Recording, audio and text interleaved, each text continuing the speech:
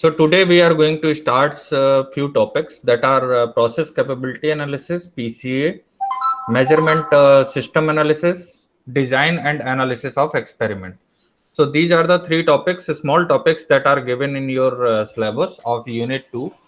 So for these topics, you may access following references or further readings like your textbook, Quality and Performance Excellence by Evans, that is from Cengage Learning, and another book, Six Sigma and Process Improvement by Evans and Lindsay.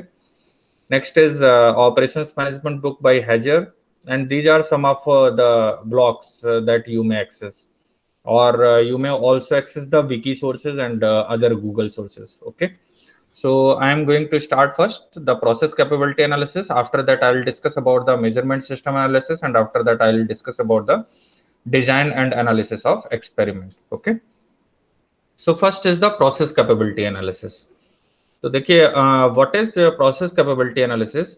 It is a set of tools used to find out how well a given process meets a set of specification limits. ठीक है, आप सभी लोगों ने control chart पढ़े होंगे, है ना? तो कंट्रोल चार्ट में क्या होता है, एक अपर स्पेसिफिकेशन लिमिट होती है, एक लोअर स्पेसिफिकेशन लिमिट होती है और एक मीन होता है जो कि आप डिसाइड करते हैं हर एक प्रोसेस में. ठीक है, तो प्रोसेस कितनी कैपेबल है हर बार उस मतलब एक सर्टेन स्टैंडर्ड के अनुसार या एक सर्टेन स्पेसिफिकेशन लिमिट के अंदर. ठीक है, तो ये आप इसमें चेक करते हैं द प्रोसेस कैपेबिलिटी एनालिसिस. ठीक है, तो ये लिखा हुआ है process capability analysis is a set of tools used to find out how well a given process meets a set of specification limits. ठीक है, जो भी स्पेसिफिकेशन लिमिट्स आपने लगाई हुई हैं या जो भी स्पेसिफिकेशन लिमिट आपने डिसाइड की हुई हैं. अच्छा, स्पेसिफिकेशन लिमिट किसके हिसाब से डिसाइड करते हैं? कस्टमर के हिसाब से. ठीक है, कि कस्टमर क्या चाहता है, कस्टमर किस तरीके का प्रोडक्ट चाहता है. पहले मैंने बताया था कि कुछ प्रोडक्ट ऐसे हुआ करते थे, ठीक है, कि जो एक सर्टेन टेम्परेचर रेंज से ऊपर जाकर के, ठीक है, चलते नहीं थे, वहां पर उनका टॉलरेंस इशू आ जाता था, या एक सर्टेन टेम्परेचर रेंज से नीचे जाकर के वो नहीं ऑपरेट करते थे. अभी भी ऐसा होता है ना, अभी के जो हमारे एसी हैं तो वो नॉर्मल 45 है ना, 40-45 टेम्परेचर तक तो ठीक है, उससे ऊपर जैसे ही टेम्परेचर होता है तो हमारे एसी जो हैं अभी करंटली अगर हम कह सकते हैं डाइकिन वगैरह के ना लें और बाकी के जो ब्रांड है ना, तो वो क्या करते हैं, ट्रिप मार जाते हैं. तो ये भी एक इशू है. तो इस तरीके के specification limit means, specification limit क्या होगा कि क्या कंट्रोलेबल लिमिट है, मीन क्या चाहिए आपको, उसके अलोंग जो है अपर स्पेसिफिकेशन लिमिट कितना होना चाहिए और उसके अलोंग हमें लोअर स्पेसिफिकेशन लिमिट कितना होना चाहिए. ठीक है, तो अगर उसके बीच में वेरिएशन मतलब कह सकते हैं अगर स्पेसिफिकेशन लिमिट के अंदर वो लाई कर रहा है तो इसका मतलब है कि जो आपकी प्रोसेस है वो कैपेबल एनफ है, capable enough to satisfy the customer. Okay, so basically you need to devise a set of tool, ठीक है, जो कि ये आइडेंटिफाई करने के लिए काम में आए कि जो आपकी प्रोसेस है वो certain set of specification limits को फॉलो कर पा रही है या नहीं कर पा रही है, वो उस सर्टेन सेट ऑफ स्टैंडर्ड्स को फॉलो करने के लिए कितनी कैपेबल है. So that is known as the process capability analysis. Okay, so in other words it measures how well a process performs. ठीक है, तो बेसिकली ये प्रोसेस की परफॉर्मेंस एनालिसिस है. ठीक है, कि प्रोसेस कितना किस लेवल तक जो है परफॉर्म कर पा रही है, कितनी कैपेबल है. ठीक है, तो इन practice it compares the distribution of sample values representing the process outcome to the specification limits which are the limit of what we want achieved. ठीक है, तो बेसिकली हम क्या डिसाइड करते हैं इसमें, हम सबसे पहले स्पेसिफिकेशन लिमिट डिसाइड करते हैं. ठीक है, मीन डिसाइड करते हैं. मीन किस तरीके से डिसाइड होगा, कस्टमर जो चाहता है. ठीक है, उसके बाद upper specification limit up to किस एक्सटेंट तक वो जो है प्रोसेस डेविएट हो सकती है. ठीक है, and lower specification limit up to किस लोअर स्टैंडर्ड तक वो प्रोसेस वेरी हो सकती है. ठीक है, तो ये इस तरीके से आप रिप्रेजेंट करके, है ना, स्पेसिफिकेशन लिमिट डिसाइड करके जो कि कस्टमर के अकॉर्डिंग होगी. ठीक है, और उसके बाद उसमें प्रोसेस को मैप करते हैं, तो that is known as the process capability analysis. तो इसमें लिखा हुआ है in practice it compares the distribution of sample values. Means हर टाइम आप प्रोसेस को चेक करेंगे, ठीक है, कि अभी जो डिस्ट्रीब्यूशन ऑफ सैंपल है वो कहां पर लाई कर रहा है, representing the process outcome to the specification limit which are the limit of what we want achieved. Okay, next is sometimes it compares to the specification target as well. ठीक है। और कभी कभी क्या होता है कि जैसे स्पेसिफिकेशन आपने टारगेट रखा हुआ है तो उसके अलोंग आप जो है इसको कंसीडर करते हैं या कंपेयर करते हैं कि हर बार कितना वेरिएशन जा रहा है। जैसे आपको मैंने जब कंट्रोल चार्ट बताए थे, आपको ध्यान होगा, ठीक है।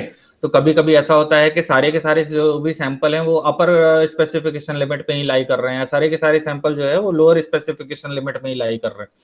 ठीक है। तो इसका क्या मतलब है कि कहीं ना कुछ एरर है जिसकी वजह से हमारे जो सारे स्पेसिफिकेशन है वो सिर्फ लोअर कंट्रोलेबल लिमिट की तरफ जा रहे हैं या अपर कंट्रोलेबल लिमिट की तरफ जा रहे हैं। ठीक है। एक्चुअल में जब प्रोसेस कैपेबल होगी तो क्या होना चाहिए, मीन के अलोंग जाना चाहिए, है ना। जो भी आपके सैंपल हों उनमें बहुत ज्यादा वेरिएशन नहीं होना चाहिए और वो मीन के अलोंग होना चाहिए, जिससे कि आप कह सकते हैं कि process is capable enough. Okay. Next is process capability indices, है ना, इंडेक्स बेसिकली इसको बोल सकते हैं। तो प्रोसेस कैपेबिलिटी इंडेक्स क्या होते हैं या इंडाइसेस क्या होती हैं, are usually used to describe the capability of processes. Means वो एलिमेंट आप आइडेंटिफाई करेंगे जो कि प्रोसेस की कैपेबिलिटी के लिए रिस्पॉन्सिबल है। ठीक है। तो process capability indices are usually used to describe the capability of a process. ठीक है। अब जैसे अपर स्पेसिफिकेशन लिमिट की तरफ जा रहा है और लोअर स्पेसिफिकेशन लिमिट की तरफ जा रहा है, और अगर इसका मान लीजिए कोई एक्सट्रीनियस वेरिएबल है जो कि इम्पैक्ट डालता है, जैसे अभी मैंने बताया ना कि अब आज के टाइम में जैसा है कि ग्लोबल वार्मिंग की वजह से जो टेम्परेचर है वो गर्मियों में अब 45 प्लस तो ऐसे ही हो रहा है।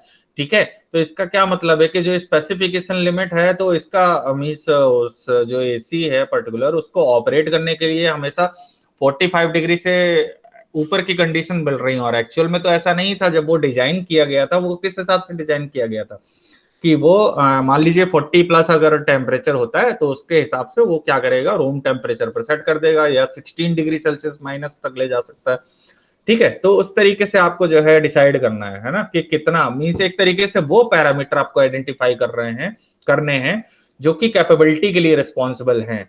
ठीक है। मीन्स उसके रीजन से एक तरीके से कह सकते हैं, जब आपने क्या किया, मीन डिसाइड किया, अपर स्पेसिफिकेशन लिमिट डिसाइड की, लोअर स्पेसिफिकेशन लिमिट डिसाइड की, तो उनको गवर्न करने वाले कौन कौन से पैरामीटर्स हैं, किस किस एक्सट्रीनियस वेरिएबल का या किस किस इंडिपेंडेंट वेरिएबल का उस पर कह सकते हैं इम्पैक्ट पड़ेगा, वो सारे फैक्टर्स आइडेंटिफाई करके और उसको बेसिकली आप क्या करें जब कैपेबिलिटी में डिस्क्राइब करेंगे तो that is known as the process capability indices. Okay.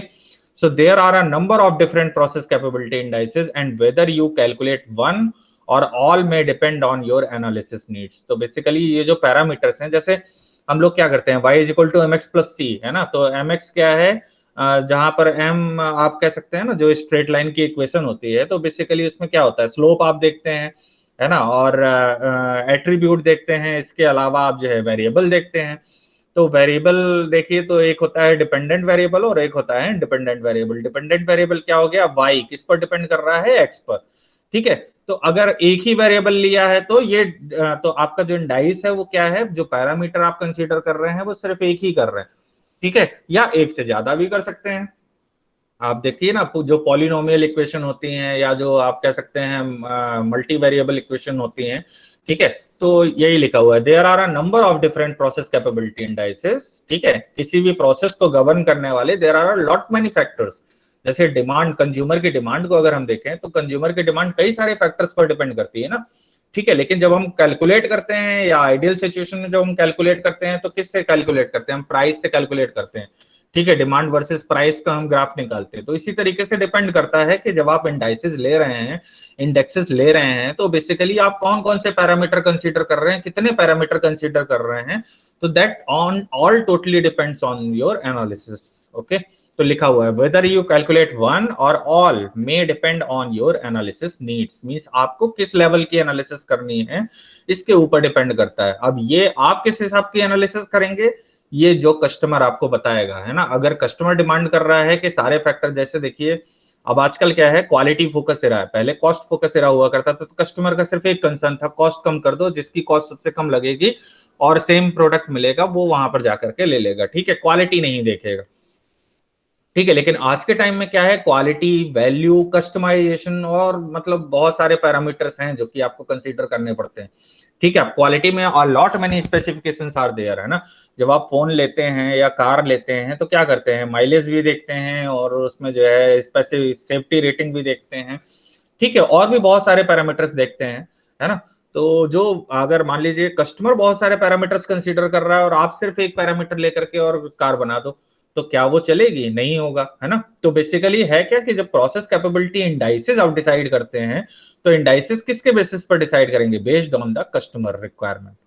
Okay, तो ये लिखा हुआ है, there are a number of different process capability indices and whether you calculate one or or all may depend on your analysis needs. तो आपके analysis needs पर depend करता है कि आप एक इंडाइसिस कंसीडर करते हुए कर रहे हैं, या जितने भी पैरामीटर कंज्यूमर कंसीडर कर रहा है उन सारे पैरामीटर्स को लेकर के आप जो है अपने प्रोडक्ट में इंकॉर्पोरेट करना चाहते हैं और अपने जो प्रोसेस कैपेबिलिटी है उसको देखना चाहते हैं। ठीक है, तो इसलिए that depends totally on you as well as your consumers. Okay, but to calculate any process capability indices you assume stability of your process। अच्छा, अब इसका एक जो सबसे बड़ा कह सकते हैं ड्रॉबैक है प्रोसेस कैपेबिलिटी का, वो ये है कि वो ये जो प्रोसेस कैपेबिलिटी एनालिसिस अप्लाई होगा ये सिर्फ स्टेबल प्रोसेस में हो सकता है। ठीक है, अगर प्रोसेस में बहुत ज्यादा डायनेमिज्म है तो वहां पर आप प्रोसेस कैपेबिलिटी अप्लाई नहीं कर सकते हैं। ठीक है, तो आप देखिए जो सिक्स सिग्मा अप्लाई होता है ना, तो जनरली स्टेबल एनवायरनमेंट में होता है।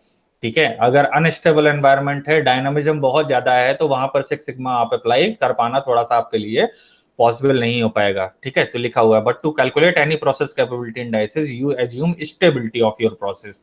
For unstable processes process capability indices are meaningless. ठीक है, तो अगर अनस्टेबल प्रोसेस है या डायनेमिक प्रोसेस है या बिजनेस में बहुत ज्यादा डायनेमिक्स है, ठीक है, तो वहां पर आप अगर प्रोसेस कैपेबिलिटी एनालिसिस या प्रोसेस कैपेबिलिटी इंडाइसेस कैलकुलेट करने की कोशिश करते हैं और एनालिसिस करते हैं, तो वो आपके लिए मीनिंगलेस होगा। ठीक है, तो अनस्टेबल प्रोसेसेस के लिए इसकी थोड़ा सा लिमिटेशन है। ठीक है, so a first step in the process capability analysis is a check for the stability throughout the process. ठीक है, तो बेसिकली जो फर्स्ट स्टेप है आपका प्रोसेस कैपेबिलिटी एनालिसिस का, वो क्या है कि सबसे पहले तो आप सिस्टम की स्टेबिलिटी चेक करें, प्रोसेस की स्टेबिलिटी चेक करें। जैसे ट्रांसफार्मर बन रहा है तो दसियों साल से वो उसी प्रोसेस से बन रहा है, तो इसका क्या मतलब है कि वहां पर आप जो है प्रोसेस कैपेबिलिटी एनालिसिस अप्लाई कर सकते हैं। ठीक है, लेकिन जहां पर जैसे सेलफोन मैन्युफैक्चरिंग है या कुछ और मैन्युफैक्चरिंग है, जहां पर आप कह सकते हैं कि फ्रीक्वेंट चेंज आते हैं ना, मंथ वाइज भी चेंज आ रहे हैं, है ना, अगर आपकी प्रोसेस में, तो उस तरीके की कह सकते हैं उस तरीके के एनवायरनमेंट में या अनस्टेबल एनवायरनमेंट में आप प्रोसेस कैपेबिलिटी एनालिसिस अप्लाई नहीं कर सकते। ठीक है, तो that is a limitation of process capability analysis. Okay, next is an important technique used to determine how well a process meets a set of specification limit is called the process capability analysis। ठीक है, तो basically है क्या ये process capability analysis? To determine how well a process meets a set of specification limits, कितना अच्छे से वो जो स्पेसिफिकेशन लिमिट है उसको मीट कर पाया है। और ये कैसे मैनेज करते हैं आप? कंट्रोल चार्ट के थ्रू, है ना। कंट्रोल चार्ट में मीन डिसाइड करते हैं, अपर कंट्रोलेबल लिमिट और लोअर कंट्रोलेबल लिमिट, और उसके अलोंग वेरिएशन देखते हैं हर बार सैंपल लेकर के। और अगर वो मीन के along most of the time lie कर रहा है, तो इसका मतलब है कि जो आपकी प्रोसेस कैपेबिलिटी एनालिसिस है या प्रोसेस कैपेबल कह सकते हैं, process is highly capable. Okay, next is a capability analysis is based on the sample of data taken from a process and usually produces। तो बेसिकली जो कैपेबिलिटी एनालिसिस की जाती है वो किसके बेसिस पर की जाती है? These are the three points. ठीक है, तो an estimates of DPMO, DPMO मैंने आपको सिक्स सिग्मा में बताया था, that is known as defects per million opportunities. Means 1 million means 10 lakh, है ना। 10 लाख में से कितने डिफेक्ट्स ऑकर हुए हैं, है ना। 10 लाख टाइम्स अगर कोई 10 लाख प्रोडक्ट बने हैं तो प्रोसेस का आउटकम है प्रोडक्ट, है ना। अगर 10 लाख प्रोडक्ट है और 10 लाख प्रोडक्ट्स में से कितने डिफेक्टेड निकले हैं, तो that is known as defect per million opportunities. तो ये कैलकुलेट करते हैं। इसके अलावा वन और more capability indices, process capability indices, जैसा अभी मैंने बताया था कि डिमांड को गवर्न करने वाले बहुत सारे पैरामीटर्स हैं। ठीक है, लेकिन सिर्फ प्राइस के बेसिस पर आप क्या करते हैं? वो आइडियल चार्ट बना करके और देख लेते हैं। ठीक है, लेकिन कंज्यूमर के लिए क्या क्या इंपॉर्टेंट है? अब आज के टाइम में तो सारा काम सॉफ्टवेयर से होता है ना। ठीक है, आपका ह्यूमन ब्रेन की तो लिमिटेशन है कि चलो ठीक है, मैं जो है इतनी टफ कैलकुलेशन नहीं कर सकता हूँ कि हंड्रेड्स ऑफ वेरिएबल्स या थाउजेंड्स ऑफ वेरिएबल्स के थ्रू मैं जो एनालिसिस कर लूँ। लेकिन प्रोसेस कैपेबिलिटी एनालिसिस के जो टूल्स आते हैं, ठीक है, जैसे सिप्लेक्स है आपका, ठीक है, और भी बहुत सारे टूल्स है, तो वो सब क्या है कि बेसिकली आप जब वन और मोर कैपेबिलिटी एनालिसिस है ना, तो hundreds of or thousands of variables may also be taken there, है ना।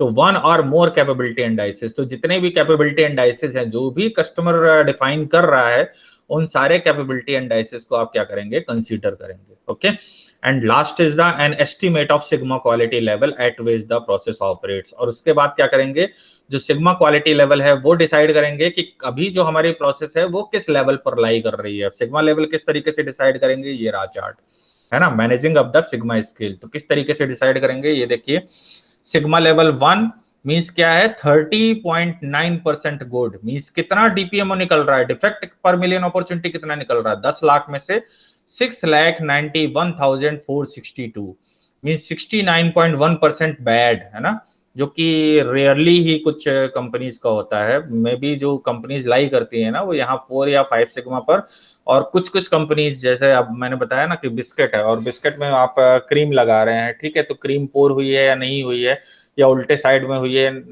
उल्टे साइड में तो नहीं हो गई। अब उस तरीके से अगर आप कैलकुलेट करें और उस इंडस्ट्री में अगर आप इसको अप्लाई करें तो मे भी हो सकता है कि वहां 3 सिग्मा लेवल का वेरिएशन दिखे, लेकिन 2 सिग्मा और 1 सिग्मा ये रेयर है, ऐसा किसी ऑर्गेनाइजेशन में जनरली नहीं होता है। ठीक है, 2 सिग्मा लेवल वेरिएशन क्या होता है, 69.1% गुड, ठीक है, एंड 30.9% बैड, जो कि बहुत ज्यादा है, मींस 10 लाख में से 3,08,538 डिफेक्ट्स, ठीक है, जो कि अपने आप में बहुत ज्यादा है। तो 1 एंड 2 सिग्मा में रेयरली कंपनीज लाई करती हैं।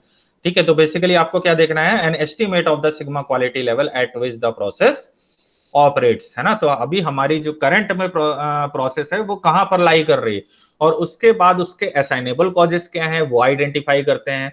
वो आइडेंटिफाई करने के बाद फिर आप टारगेट सेट करते हैं कि अब हमें फर्दर, जैसे मान लीजिए आप 3 सिग्मा पर लाई कर रहे हैं, तो आपका टारगेट अगला क्या होगा कि हम 4 सिग्मा लेवल पर लाई करने लगे, है ना, जो हमारे डिफेक्ट्स हैं वो कम हो जाए। तो इतने कम हो जाए इसके लिए आप काम करना शुरू करेंगे। फिर जब 4 आप अटेन कर लेंगे तो फिर क्या करेंगे, 5 के लिए टारगेट करेंगे।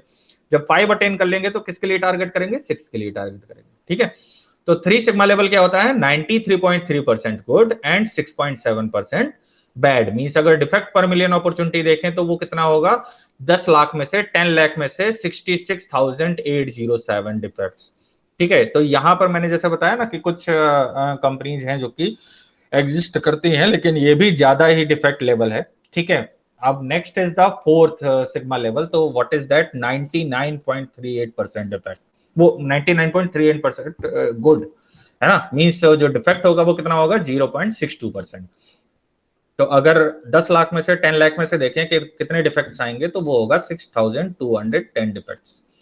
ठीक है, तो जैसे मान लीजिए आप 4 सिग्मा पे लाई कर रहे हैं, तो आप क्या टारगेट करेंगे कि मैं अब 5 में करने लगूं और मैं 6 में करने लगूं। 5 सिग्मा क्या होता है, 99.977% good and 0.023% bad, means 10 lakh में से 233 डिफेक्ट्स। और 6 सिग्मा क्या होता है, फाइनली 99.9997% गुड और 0.00034% bad, means 3.4 defect per million opportunity. Means 10 lakh में से जब 3.4 डिफेक्ट्स रह जाते हैं तो मींस अब इससे ज्यादा ऑप्टिमम नहीं कर सकते हैं। और ये जो 3.4 आए हैं ये किसी नेचुरल कॉज की वजह से हो सकते हैं। ठीक है, तो नेचुरल कॉज क्या होते हैं, अनकंट्रोलेबल होते हैं, जिनको आप कंट्रोल नहीं कर सकते हैं, जो आपकी कंट्रोल से बियॉन्ड है। ठीक है, तो वो ऐसे, या कभी रियली कुछ एक्सीडेंट हो गया तो उस वजह से ऐसा हो सकता है। ठीक है, तो एक्सीडेंटली ही ऐसा हुआ, अदरवाइज तो आपका ऐसा कोई मतलब प्रोसेस में कोई कमी नहीं थी, process is highly capable enough. अगर आप 6 सिग्मा अप्लाई कर पा रहे हैं तो ठीक है, मींस आपका 10 लाख प्रोडक्ट में से सिर्फ 3.4 डिफेक्ट निकल रहा है, तो इसका मतलब है कि your process is highly capable. ठीक है, अगर 5 है मींस थोड़ा सा लेस कैपेबल है, आप उसको थोड़ा सा और मेहनत करके 6 सिग्मा लेवल पर ले जा सकते हैं, 4 सिग्मा, है ना, 3 sigma, 2 sigma and 1 sigma. So these are all the sigma levels. Okay, so this is all about the process capability analysis. If you have any doubt or query, you may ask and you may further explore these blogs and these books for further study. Okay, so do you have any query or doubt? No sir. Okay, thank you.